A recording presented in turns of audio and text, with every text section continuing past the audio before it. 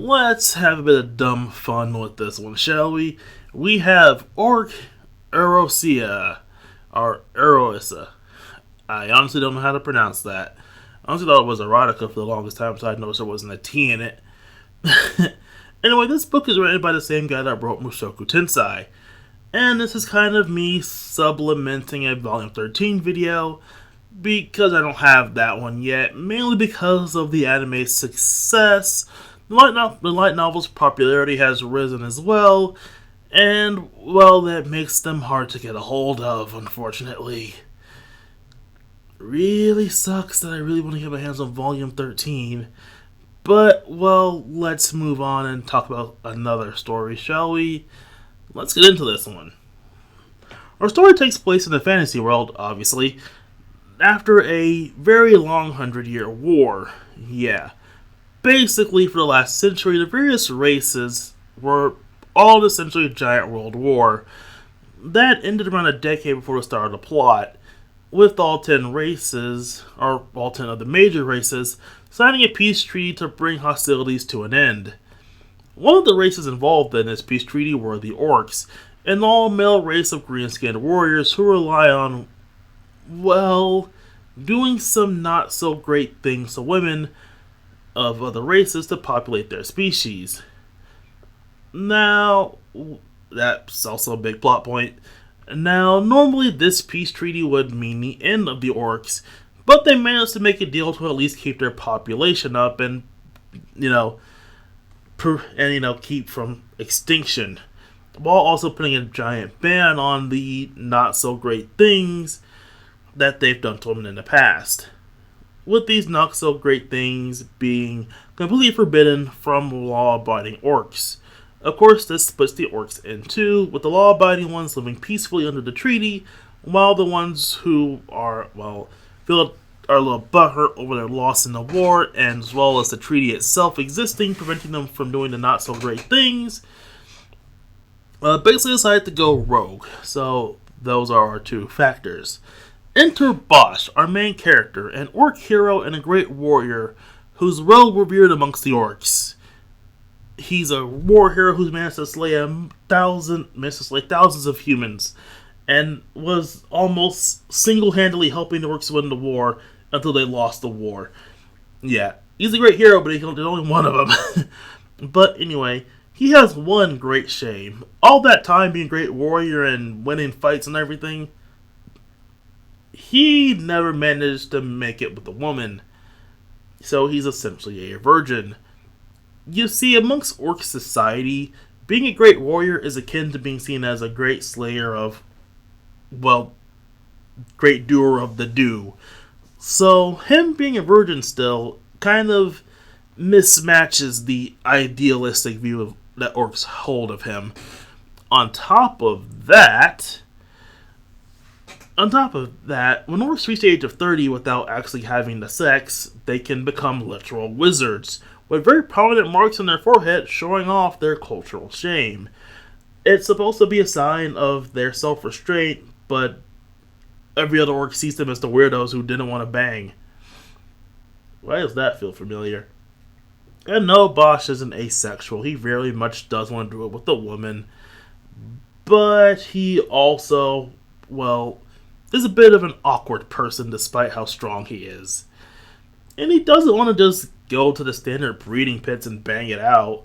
He becomes enamored with the idea of finding a wife, a woman just for himself. Man, that sounds really sexist when you say it out loud.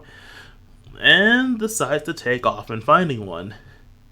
And of course he'll come across the various obstacles one would expect for an Orc, a much maligned race who are looked down upon by basically everyone because of the not so great things their race basically has to do to populate their species. Now that feels really weird to say out loud, but even if it is a not so great thing, because it's one of the worst things you can do to a person, I really hate dancing around this word. But yeah. So the Orcs are looked down upon because of, basically being Orcs, as well as the not so great things. The Orcs are split in two for the ones who follow the law and are fine living light way, and the ones who feel that the orcs have lost their pride and decide to rebel. So, yeah, in the middle of all this, we have Bosch, who just wants to go on a simple journey to find a wife. And of course, he'll come across the various obstacles that are caused because of the orc's reputation / the rogue orcs.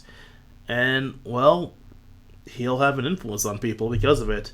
We get a glimpse of this from the changed perspective as we have various characters that the story follows, and the perspective changes to, and how they see Boss at first as a standard orc or a monstrous, war hero, and then eventually see him as a noble being, while also not knowing of his true intentions because, Bosch is extremely embarrassed and doesn't really like talking out loud about him going on a journey to find himself a woman. This leads to a lot of people mistaking his travels as some grand mission from the Orc King instead of it being a simple booty quest.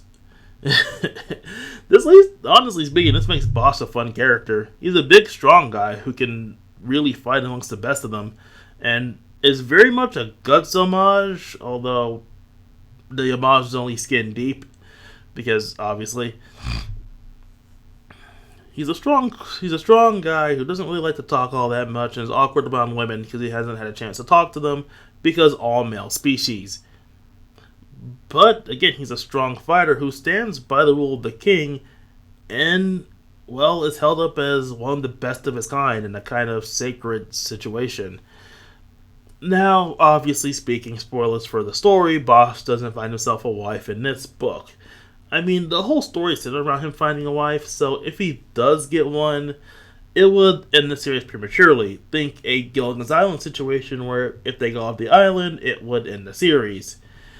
For those of you who actually know what Gilligan's Island is, my god, I didn't even watch that show, I just absorbed the references. Anyway, he is honestly rather quickly joined by a companion named Zell, a fairy companion who was his former war companion, and basically a scout/spy, who joins him on his quest to find a wife, mainly because Zell has nothing else to do and finds sitting around being a fairy rather boring, and sees wandering around with Bosch being probably one of the more fun things to do.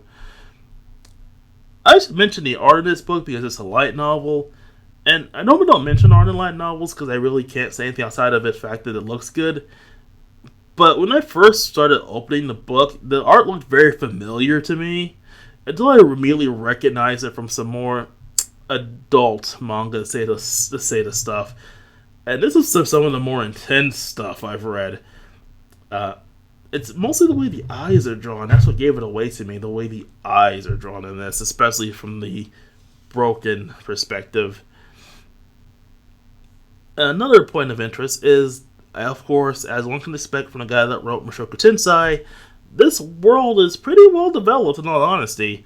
The world building shows the orcs' feelings, as I mentioned, how they feel like losers in the war, and they're going rift between the orcs and everyone else, and the orcs amongst themselves.